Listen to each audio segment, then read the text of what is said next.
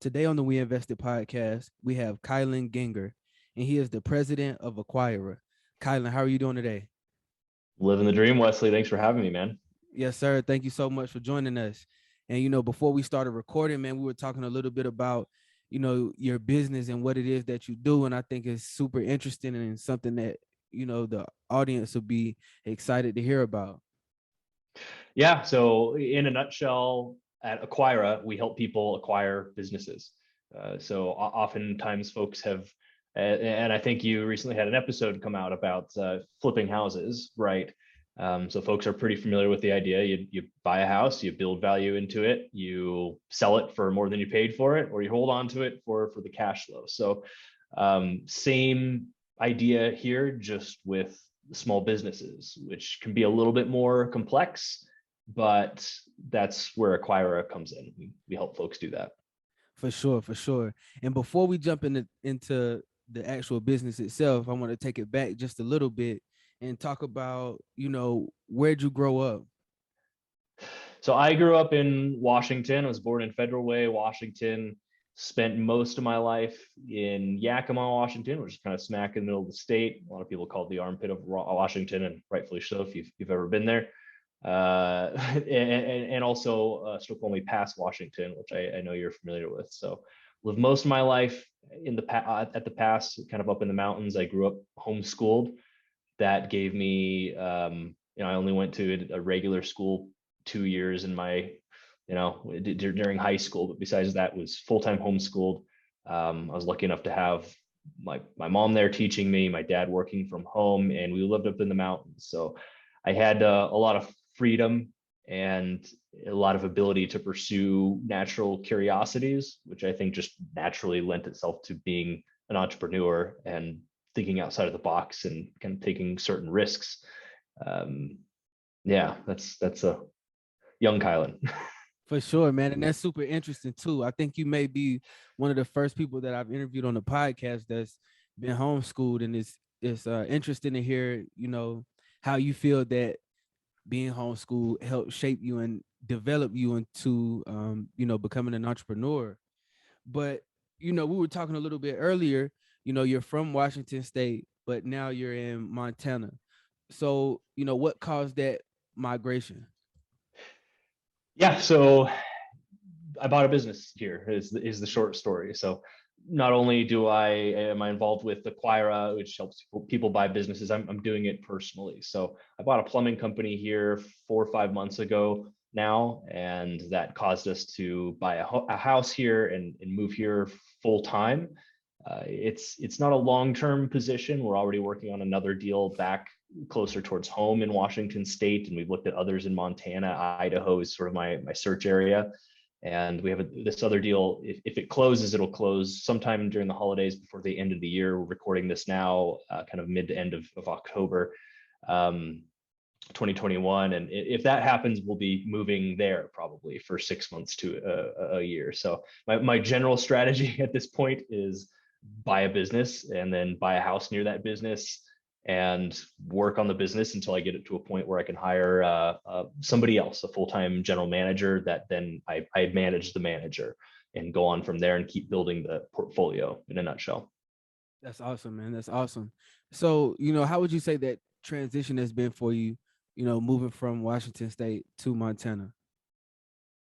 I love Montana. Transparently, it's a little bit more in line with my particular point of view in terms of culture, politics.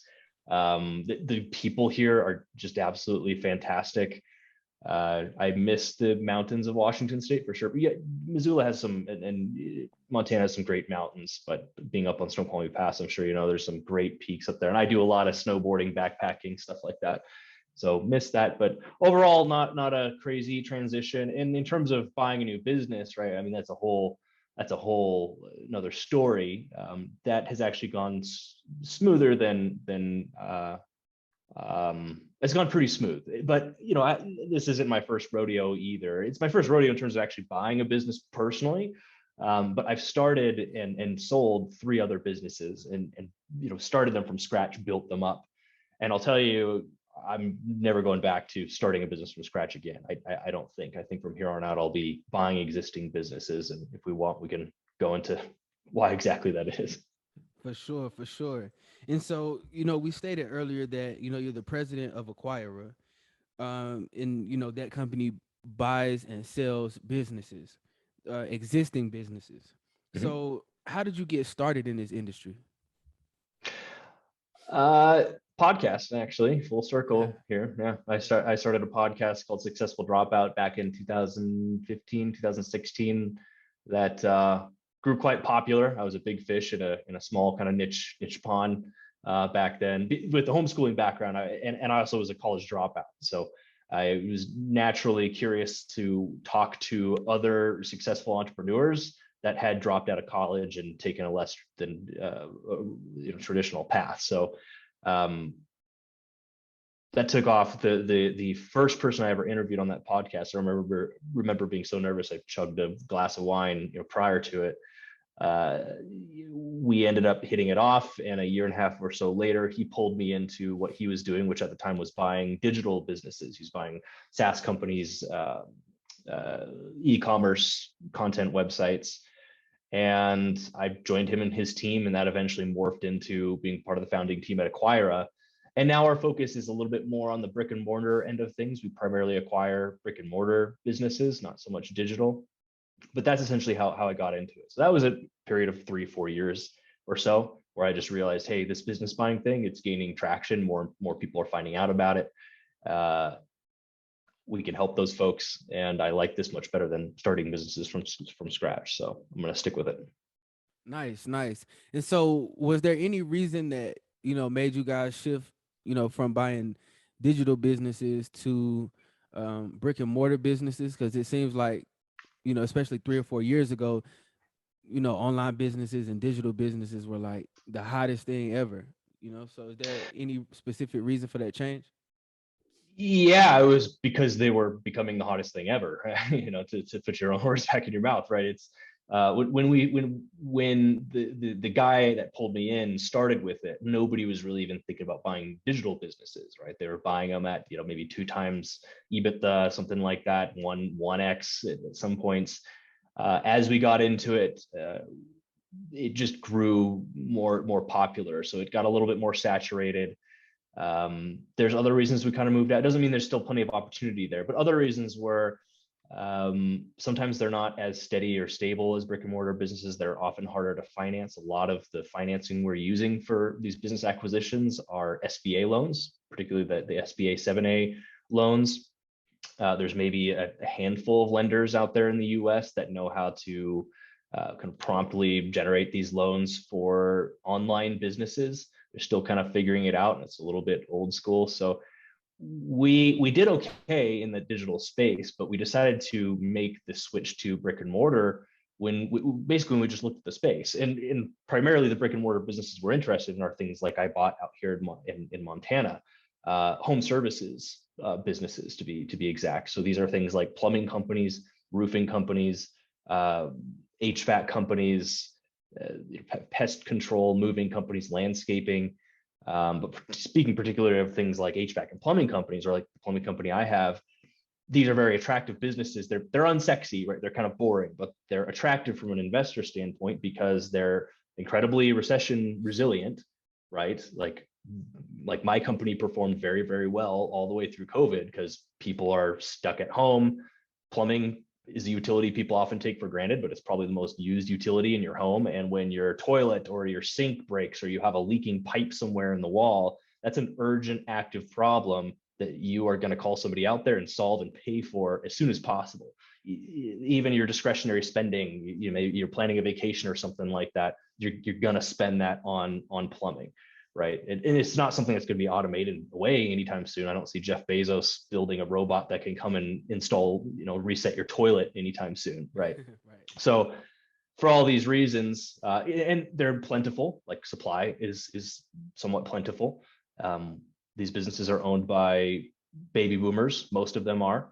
That whole generation is retiring. They own the majority of small businesses in America. Those businesses are the backbone of America and employ millions and millions of people.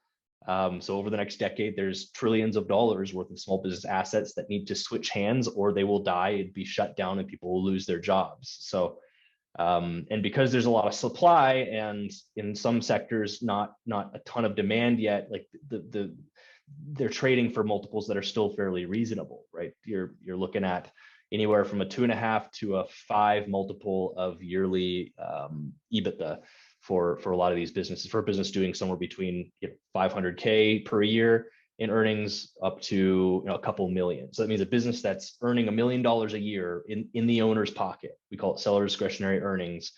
You might be able to buy that for $3 million. And we don't have to get into the details necessarily, but the way that you kind of leverage that, the ability to use an SBA loan to be able to buy that and only put down 10 to 15% actual cash out of your pocket. And then when you run the math on the actual cash flow that's being generated once you step into that business, your returns can easily hit, over 100% cash on cash returns year one, assuming the business doesn't even grow or decline. So it can be very attractive as an investment option. However, that's all the nice stuff, right? That's the too good to be true stuff, right? The not too good to be true stuff is once you buy this thing, anybody can buy a business. It's operating it that can be challenging.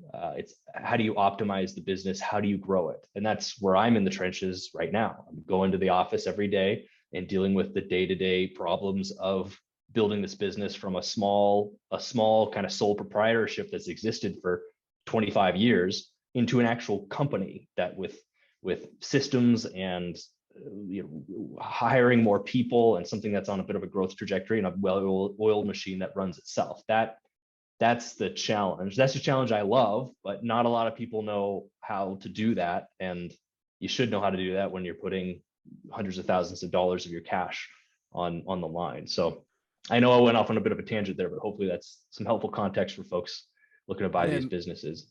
Yeah, man, it's definitely some great context and great advice. And it seems like, and it sounds like, you guys have really done your market research. You know exactly who you're targeting, what age group you're targeting. So it sounds like you guys have all the bases covered when it comes to the businesses that you decide to purchase. But, before we get into, systemizing a business and finding the right business, I wanted to ask you, you said that you would rather not start a business from scratch. So, what are some of the benefits of buying a business instead of starting one?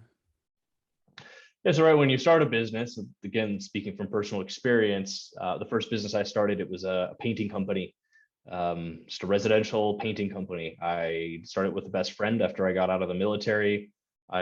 He said, "Hey, you got $1,000? I got this van I want to buy. Let's start the painting company. Here's the name I'm thinking." We partnered 50-50 on it.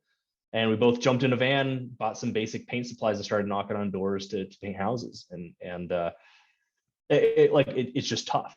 We had to build our customer base from scratch. We had some family friends that gave us some odd jobs, but that only lasts for 2-3 months or so. So we're building that service and that reputation from scratch. We're building all of our business systems and hiring methodologies from scratch. We hired good people, we hired bad people.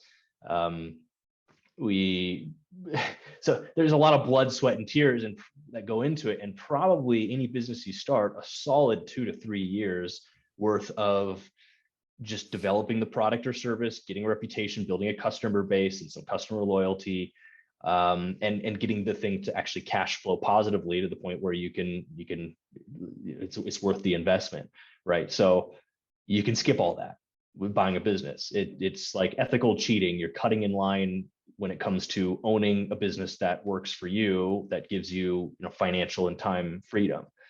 I like that a lot. So when I bought this Montana plumbing company, day one, I step in and we serve thousands of customers a year, and we have for years. We have customers that have spent thousands of dollars with us over years. I have instant cash flow. I have a team that already exists that know what they're doing. I have some, systems and process in place, but I'm stepping into a machine that's already working, right? The downside, right, is this machine is sort of often kind of clunking along. Like there's a lot of under optimization like happening here. So it's still, I would say it's still just as much work for sure, and in some cases even more work, but it's a different kind of work. Like I'd rather like I'm already stepping into a company that can pay me a bit of a salary, and I don't have to worry about like customers or development. I don't have to worry about the basics, right? I can go straight to some of these other problems that you get after you've built a business for 2, 3, 4 years. And in this case, after the previous owners have built a business over 2 decades. So it's yeah, I guess that's the way to put it. Same amount of work. I don't want to kid anybody that you buy a business and day one you're like sipping Mai Tais on the beach under a palm tree. It's still the same amount of work, but it's a different phase of the business you're stepping into that to me is a lot more exciting and a lot more worth it, just because I'm not having to worry, you know, you're still earning some cash flow. That cash flow is coming in right away. For sure, man. And it's like you get to step into the business and see it from a different perspective or with a different lens. And you kind of get to focus more so on business development instead of, you know, having to start it from the ground up, like you said. That's a fantastic point. That's exactly right. Like day one, that's actually a great distinction. That's what I was trying to say earlier. Day one, you're able to actually start working on the business instead of just in the business. Exactly. Right. And that's pretty powerful, right?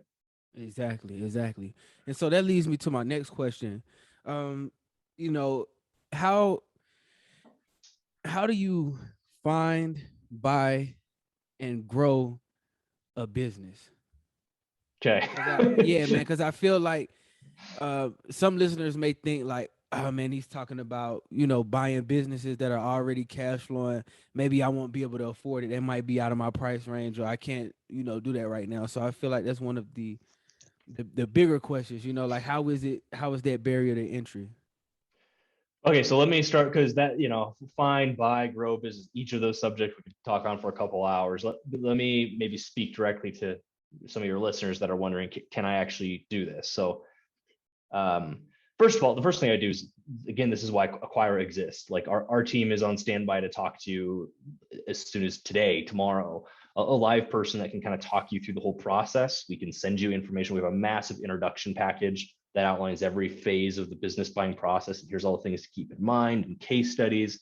And if you actually want to engage with us, we call it the gauntlet, but it's sort of a business buying trial run, if you will, a simulation, to find out if it's really for you. So we actually give you all the data on a business that we've already bought. So we have access to all the data, all the financials, the prospectus, and we give it to you as if you're approaching buying this business yourself for the first time. And we walk you through the process of here's how you'd analyze it and think about financing it. And you can kind of test drive the idea for a while, see if it's for you, see if we're a good fit. So I'll throw that out there because I know, you know, people are thinking about that. But if you're sitting there listening and wondering if business buying is right for you, I'd probably first ask, like, what is your past experience? Like, I'm not going to lie to people. I'll be transparent and say this isn't for everybody. You do need to have certain hard and soft skills to do this. So the majority of folks we work with, a lot of them come from the corporate background already. A lot of them are already business owners. Some have already bought businesses, but very few, I would say. The common thread there is in terms of hard skills. Most of the folks we're working with, they have experience in business somewhere, maybe business finance, business management. They've managed people. They've managed a profit and loss statement. That kind of experience does go a long ways. Soft skills, I would say, are the biggest one is you just have to be high EQ, high emotional intelligence, right? There's a massive people aspect to, well, any business, but especially the process of buying somebody else's business. All a business is at the end of the day is just a collection of people kind of rowing in the same direction.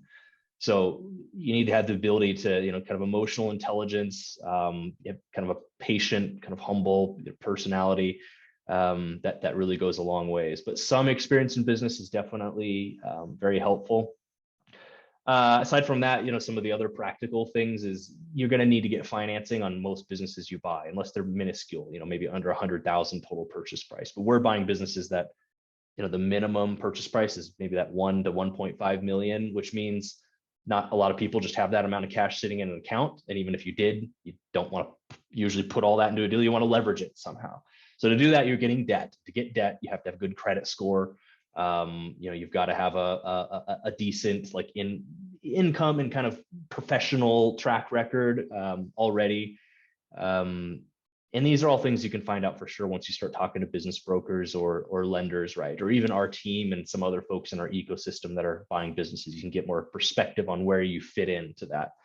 But those are kind of the basics. As far as the actual practical how-to, happy to share tons. Like there's a lot we can go into there, but that is why Acquire exists. We've bought a lot of businesses. We kind of break down the whole process into bite-sized chunks, into well-packaged training. And we have vendors and a whole community of people moving towards the same goal that can support you in that. Because it is complex. I will not lie. And I would say timeline you're looking at, if today you decide to 100% commit yourself to buying a business to actually closing on it, 6 months is fast. Maybe more like 9 months is where I'd set your expectation to actually be closing on that business. By the time you figure out what you want, actually start looking for the business and sift through, you'll probably analyze dozens of businesses to some degree before you actually find one that fits your criteria, that's worth moving forward with and is financeable. And then that's a whole process, get it financed, get it closed. So that's kind of the timeline you're looking at. So hopefully that's some additional context for folks.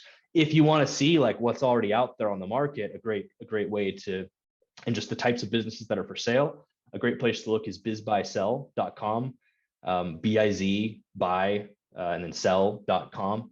It's basically the people I imagine are familiar with Zillow for real estate. This is the Zillow for businesses for sale. So you can get on there and see thousands of businesses from all over the place, all different sizes, all different industries for sale, and kind of see what we're looking at here.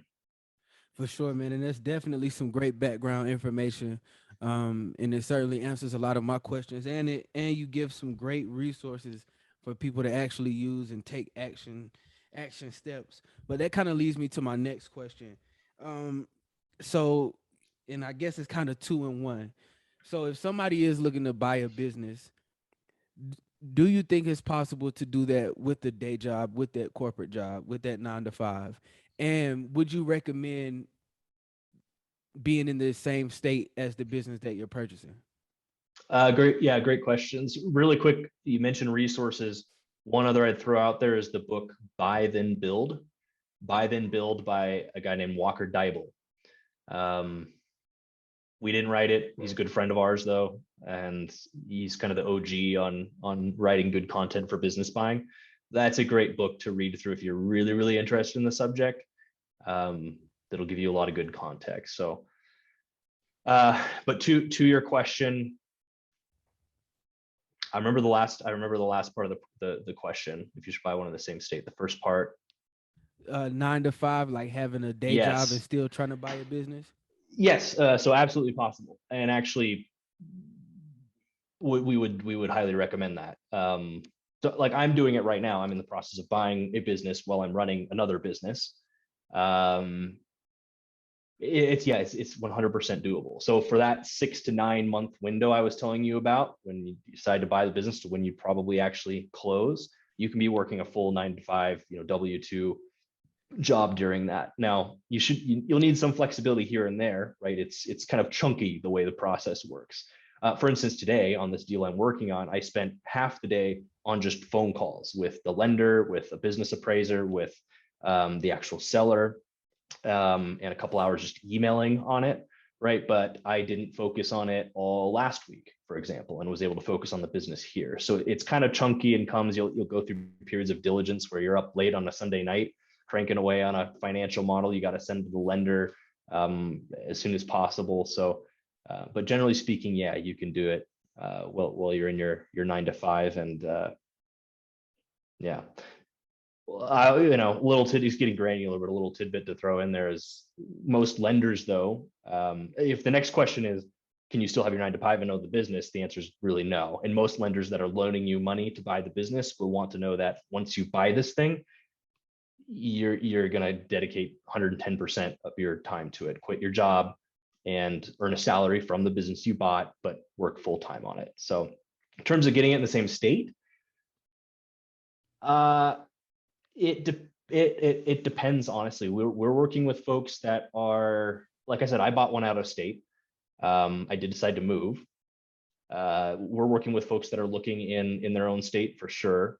We're working with folks that are looking in states adjacent to them, and working with folks that are looking for stuff on the other side of the country, right? The thing to keep in mind is you buy one of these things, no matter what the size of it, unless you're buying something that's doing like 5 to 10 million in EBITDA per year, like a company that large, you need to be there full time for at least the first, I'd say 6 to 12 months before you can even think about scaling back and hiring, for example, a full-time general manager, and then you manage the manager. You will need to be there. So if you buy something out of state, be prepared to either move your family over there full time for like a year, or to be commuting back and forth. We worked with one guy that lived in California, and he bought an HVAC company in Phoenix, Arizona. He lived in the Bay Area in California, he bought it in Phoenix, Arizona. It's like a 2-hour, 2.5-hour something flight. And he got an apartment, and he would be there 2 to 3 weeks out of every month, but then he'd go home for a bit, every month. But for the first year, that was his schedule, and it worked out all right for their family dynamics because his wife was also an entrepreneur, and they were okay. Me, I chose to buy a house here, move the whole family here for however many months, and then we'll do the same with the next business. So we're sort of nomadic in that way. So it can be a sacrifice, I think, for some folks up front. You got to be comfortable with that. For sure, man. And you're definitely giving some like valuable information and some, valuable content that people can actually use and consider and weigh out to see, if this is something they would like to do or not. But, that leads me to my next question. What would you say are some common pitfalls to buying a business? I would say, the first thing that comes to the mind is like just misaligned expectations, right? Like I talked about, I think there's a lot of folks out there on social media, on podcasts, talking about how great business buying is. A lot of books out there and the amazing returns, and you can just step right into cash flow, and you're buying a business doing $1 million a year. So you buy this thing and now you're making $1 million a year, right? That can be the case, but there's just a lot of work that comes with that. You're probably going to be working more than your current 9-to-5 job. And if you are moving out of state, right, away from family, friends, stuff like that, I've seen some of our acquisition entrepreneurs buy a business and get downright depressed for the first few months, like almost like just really depressed, right? Because they've put everything they have into this thing. They're stepping into a completely new environment, oftentimes a business or industry they don't know a lot about, which is another question, by the way. I would also say you don't have to be from the industry to buy a business in that industry. I'm not a plumber. I understand the trades. I built a painting company. I've flipped houses, but I'm not a plumber at all. What I do understand is business. But this business comes with plumbers that know more than I do. But now in the last 4 months or so, I have learned a lot about plumbing and can kind of speak the lingo a bit more. So I'm rapidly learning and catching up, but you don't necessarily have to be that expert. But still unfamiliar, you're moving away from friends, family, you can easily get kind of depressed. So you got to think about kind of that mental part. It's not all kind of roses and butterflies or whatever. So that's one misconception. Two, I think, would just be how I think a big misconception is people just don't realize how much this process has to do with people. Like you have to get along well with people. Like you can't be an asshole. You gotta seek first to understand before being understood. And it starts day one, right? Your work, even the vendors you work with, the legal team you work with, right? If you're a likable person and know how to get along with people, read people, like you're going to work better with certain vendors. It's a no-brainer, but obviously the seller. This is somebody that has built this business from the ground up, blood, sweat, and tears for years. They're looking to retire now. You probably will keep the name of the business, so their name and legacy is going to carry on. Some of them are very picky about who they pass this business off to, even if it means they're getting millions of dollars. You need to kind of be able to sell yourself, right? Even before that, it starts with the broker. You got to convince the broker is the initial gatekeeper. They're sifting through probably hundreds of inquiries into a really attractive business. What's going to set you apart from the other buyers, right? And then once you get into the business, it's not just you get in and you take control and you fire underperformers and, do a complete systems overhaul. Like you gotta build a lot of trust. I didn't do anything to this business for the first 3 months I was here. Well, that's not true. For the first month or so I was here, I literally sat and just asked questions. I did one-on-ones. I got to know people. I recorded and kind of documented how things were running now. And then we started making slow, very incremental changes. So like that's just, those are a couple of misconceptions that immediately come to mind. It's a good question though. There's plenty more though. Man. Yeah, and there's definitely some great information. But, just kind of staying in line with that transparency and kind of letting people know, everything isn't always going to be sunshine and roses. What would you say has been one of your worst entrepreneurial moments? With that painting company, we almost went bankrupt. And it was just naive. I was just naive. The long story short, if you go to, I wrote it out actually in detail in my bio at acquira.com if folks want to read it out in detail, because we have some pretty transparent questions there, like what's your worst entrepreneurial moment. But this one was, we landed this big job. We started specializing in painting large apartment complexes, and we landed this big job painting several apartment complexes, multiple six figures in Atlanta, Georgia. Biggest job we got to date. At this point, we had crews kind of working in different states, and we'd grown the thing a bit. We got this large job. We were absolutely stoked. We hired a subcontractor, painter that we knew, who moved down from Indianapolis to do the job, and he'd done another job with us, so we felt we could trust him. And we basically said, let's just have this guy do all the work. We'll manage this like a GC, and we'll take profit off the top, right? We had zero systems for accountability, for quality control in there. In fact, at the time, my business partner and I, we were also in a band together, and we were recording albums and kind of touring up and down the West Coast. And we got this big opportunity to record an album with actually Jack Johnson's producer in LA at the same time. So we were like, man, let's go do this. And we got pretty distracted with music and all the other things we had going on. And basically just we would check in, of course, a lot on the phone and kind of just take this guy at his word that he was getting the job. Looking back now, it was so stupid, right? I won't make the age excuse. I was like 23, 24 or whatever. I should have known better. But the long story short is, we end up getting a call, like this guy disappears. He takes thousands of dollars worth of job materials with him.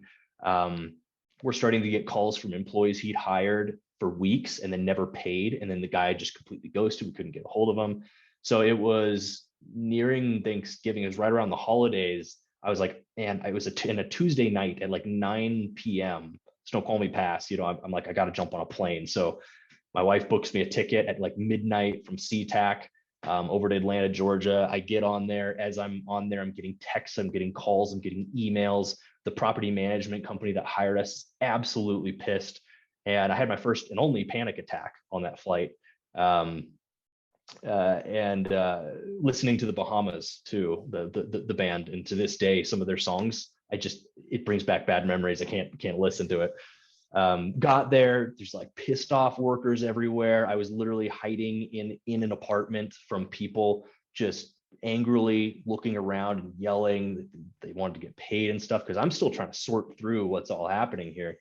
And I've said long story short a couple of times, but long story short, the guy he did like 25% of the job, but spent like 75% of our budget.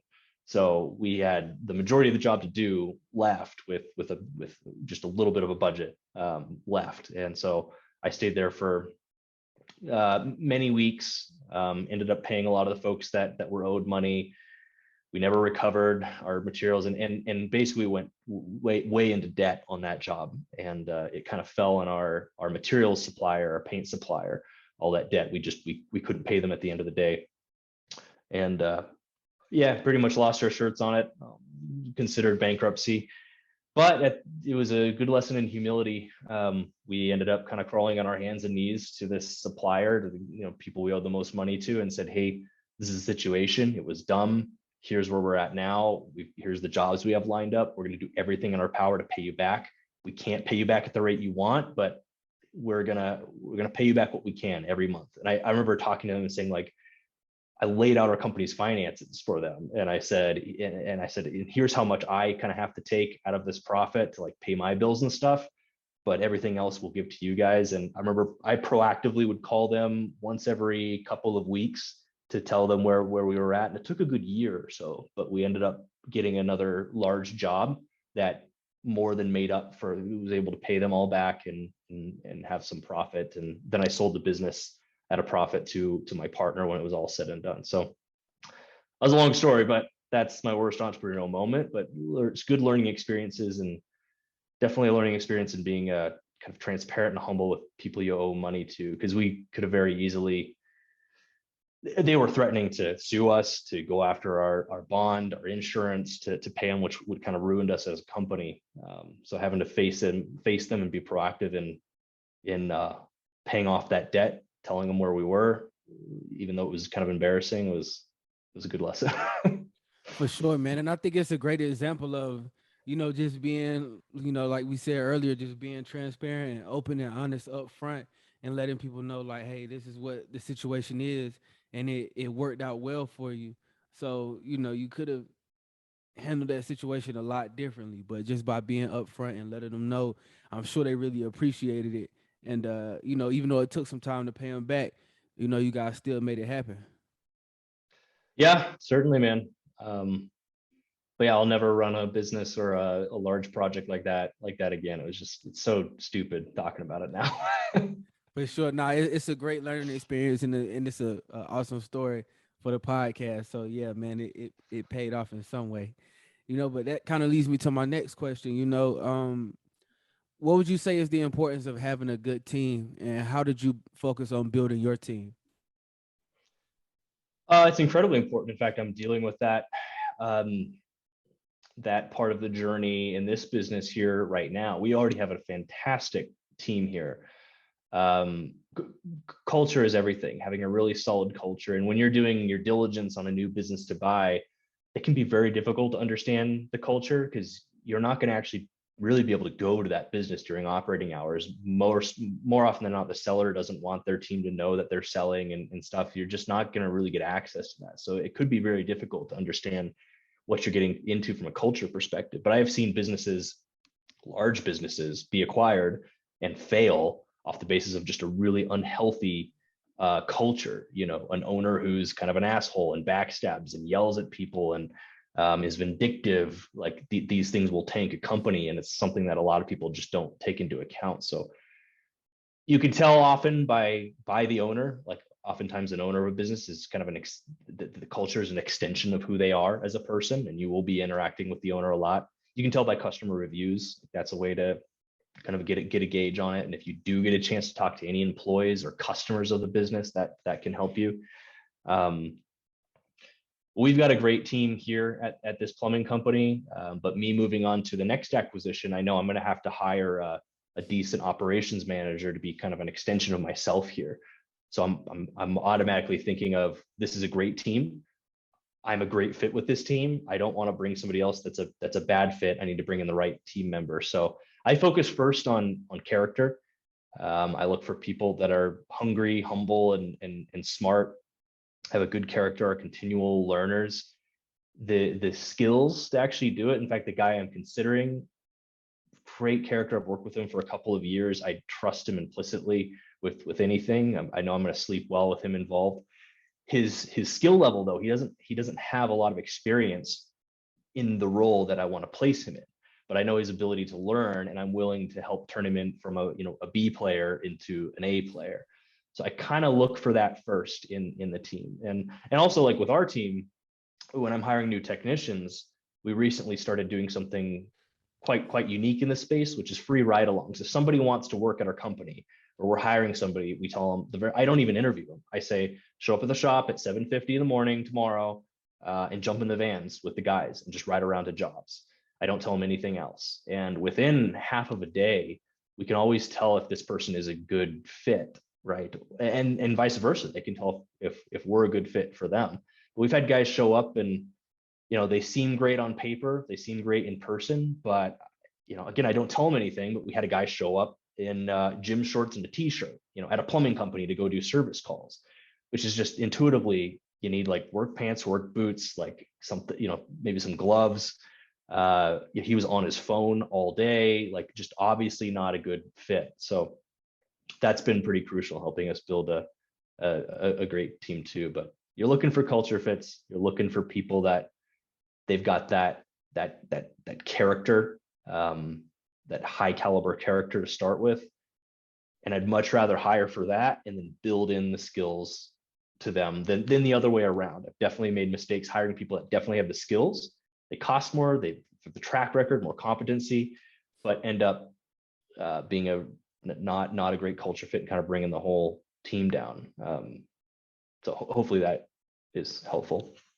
Yeah, man, it's extremely helpful, and I think it's a super innovative way, with the ride-alongs to kind of weed out, who will fit and who won't. So I just think that's a really innovative thing to do, especially in that space.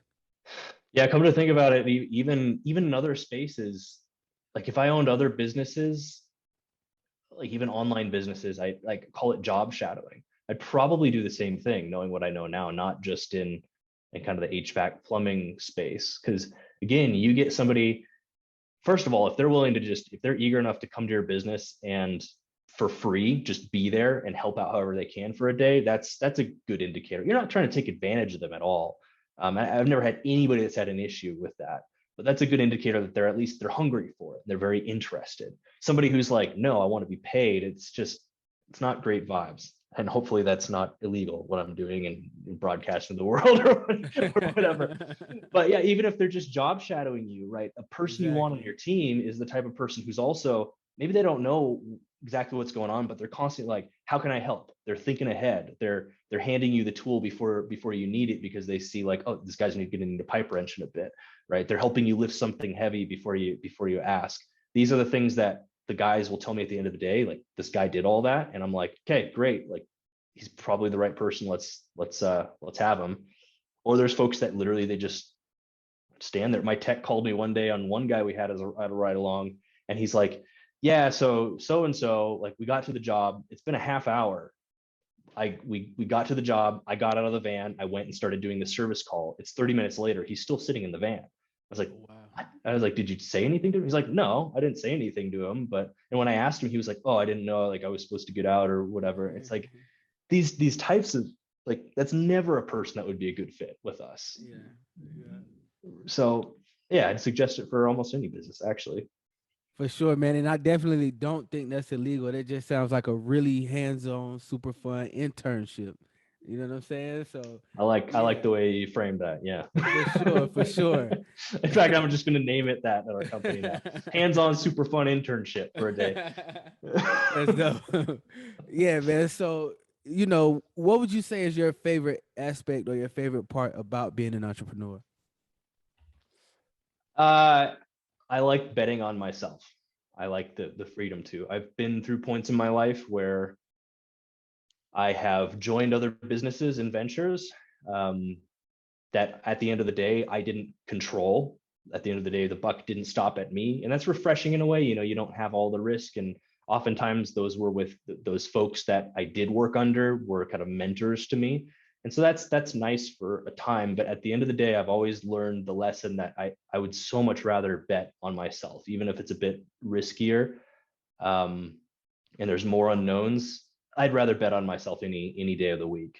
And so, I wanted to say like the freedom that comes with it, right? And yeah, there's definitely freedom, right? But what freedom you have and how you maybe create your schedule or when you get up or when you go to the office is also like, me as an entrepreneur, like I have so much more obligation than I do as just like a W-2 employee, right? So there's sort of a loss of freedom there, right? There's this trade-off.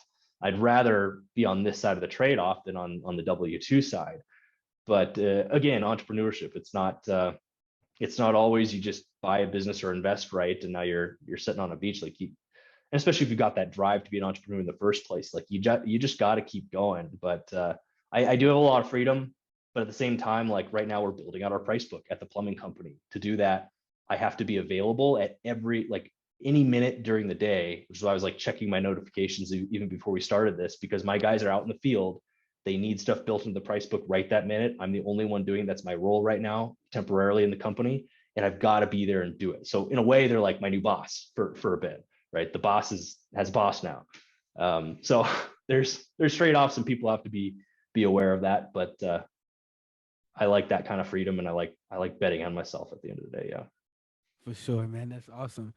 Um, so what would you say is the single most important reason for your success?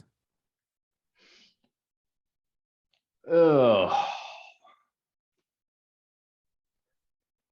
I kind of want to take it back to betting on myself, right? It's the cliche. It's the cliche thing, man. It's like you just got to step outside your comfort zone and do stuff. I'll put it this way.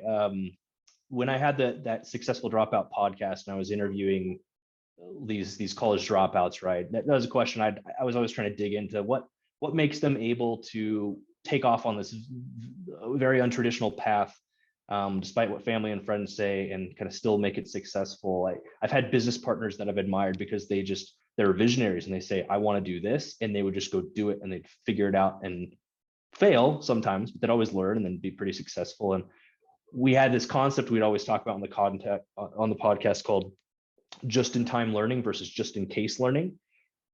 Oftentimes traditional schooling, it's all about just-in-case learning. Learning all these things just in case you might need to know them someday. A lot of them just really aren't practical. People often think like, oh man, like I want to start this business, I want to do this venture, I need to sit and research and kind of learn everything about it and understand the next like 50 steps in 3 years in front of me before I take off on this thing. And the answer is no. You need just in case learning. And what that means is you set your sights on a goal and say, I'm going to go do this. And then, just in time learning. I've messed that up. You need just in time learning. You set your sights on a goal, say, I'm going to go do this thing, figure out the first step and go learn that just in time, right? Like I'm remodeling this house we bought here. I'm putting out a ton of flooring. I've already done a lot of it and it looks pretty dang good, honestly. And I've had some professional friends come over and say, this looks pretty good. I'd never done it before, but I watched like 10 different YouTube videos the day before I went and bought all the materials to do it, right? 10 different perspectives from experts in the field that have been doing it for 30 plus years. I journal a lot. I take a lot of notes, and that's how I kind of retain information. But I learned that stuff just in time, and now I'm doing it. I don't know how to grow a plumbing company because I've never done it before. But I have a network that strangely I kind of found on Twitter of at least 5 other people that own plumbing companies that are 5 to 10 times bigger than mine all across the US. And even just today, we're in a private, DM group together. And I'm asking them questions like, here are my numbers over here for this job. What's the full capacity there? What are your guys', customer service representatives and dispatchers doing? And where should I be benchmarking? And I'm learning that stuff just in time. So that ability to learn and apply on the fly I would say is massively contributed to my success, because it means I can go anywhere, do anything, and kind of figure it out just in time, right? And you got so much information at your fingertips. Learn how to learn. That's the key. For sure, man. And that sounds like the perfect balance of, being fearless and then taking action. You know what I'm saying? So Yeah, I think that's a great piece of advice and a great way for anybody to look at business that wants to get started in it. it is. Yeah. Yeah, for sure, for sure. So, how would you like for people to remember you and your company? Yeah. It's funny. I probably should think about that more, because if I had to say what my greatest fear was, it would be not being remembered past maybe a generation from me. Right. And to some extent, I think everybody has that concern. I want to, at the end of the day, like I want to build great businesses, and I want to be known for that. And by great businesses, I mean profitable businesses that make stakeholders a lot of money. Like the first thing I told our technicians here, when I came, I said, my goal is I want this to be the most sought after plumbing company in Missoula, Montana. And I want you guys to be the highest paid and the best skilled technicians in Missoula. And we're actually getting dangerously close close to that, at least the highest paid and best skilled. These guys are the Navy SEALs of plumbers. I've got a rock star service manager and kind of technician trainer at my disposal. And we're implementing commission structures. These guys are starting to earn more than even I do, honestly, from this particular business, and starting to earn more from. So it's building really healthy, profitable businesses like that, but then also businesses that have really great positive cultures and that give back to the community. Because at the end of the day, I think business is probably the best vehicle to create some really positive, impactful change in the world. I've grew up a Christian, used to be a youth pastor, been in ministry a lot of my life. I would 100% build a business over a church, 100%. So I like to be known for that, building great businesses, because it's just the best way to positively impact people's lives, people that work in the business and then the community that the business operates in. What does the future of your business look like to you? So in 5 years, I'd like to have at least 5 businesses under my belt. I think by the end of this year, I'll probably have 2. So I should probably get even a little bit more aggressive with that goal. I'd like them to be between Washington, Montana, and Idaho. And I would like to get my private pilot's license, because I want the ability to travel pretty fast between them all, without the worry of kind of taking commercial flights and stuff. And I'd love to have a house that I own and maybe some other real estate around those businesses, so I always have a place to stay, but it's also set up to Airbnb out whenever I'm gone, so it can cover the cost. And that's quite literally what we have here in Missoula. The house we're in right now, I bought it specifically because it's got 2 levels, 2 separate entrances. We'll live on top and Airbnb out the bottom, and like basically live here for free. I want to duplicate that with the other businesses I buy, and then be able to travel in between them. So I can be at any of the businesses I own and interact with the team and be there for them, support them very quickly, and then always have a home, I guess, if you will. That to me is pretty freaking cool. A lot of work, but I think it's gonna be sweet. Man, that's amazing. And I agree with that 1000%, man. Kylon, I really appreciate your time today, and the great valuable information that you shared with us. But before we go, at the end of every podcast episode, we like to play a rapid fire question game. So if you're willing to play, I'll go ahead and ask you these 3 questions.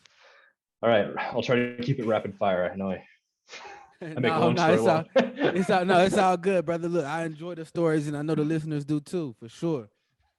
Let's all right, do so question number 1: where's your favorite place to travel? If it's outside of the US, Costa Rica. If it's inside of the US, just nothing beats the mountains of the Pacific Northwest, man. I'd go anywhere there. Alpine lakes. It's just, I've got like coordinates to that stuff like tattooed on my back, quite literally. So that's dope. And why Costa Rica? It's so relaxing down there. I love snowboarding, so surfing is a great pastime there. But I've been around the world, been to a good amount of countries. Costa Rica's just got anybody who's been there knows they've just got a vibe to it. It's very, very relaxing. It's a real neat place to be. For sure. Question number 2: what song represents your life the most? What song represents my life the most? I listen to a lot of kind of screamo music, pretty harsh music for what I do, and I guess the age I am. I think it surprises some people. Walk into the back office of a plumbing company and hear like "Bless the Fall" or something playing in the background. So I don't know, that kind of aggressive tone. It's actually moronic, I guess. The syncopation with it actually kind of helps me focus and kind of calm down. I don't know. That's not really an answer, man. I listen to like the music more than I do the lyrics, so it's tough. But that's the kind of music I like, and I guess just describes my life right now. There's a lot of moving pieces in my life too, so sometimes it does feel like, yeah. For sure. No, that's dope, man. And look, the final question: what's an amazing thing that you did that no one was around to see? Good questions. I wish I had more time to prepare. An amazing thing I did that no one was around to see. When I was in the military, I went in with a SEAL contract. I'd wanted to be a Navy SEAL since I was 12 years old. So I worked my ass off for 2 years, got the SEAL contract, got into BUDS.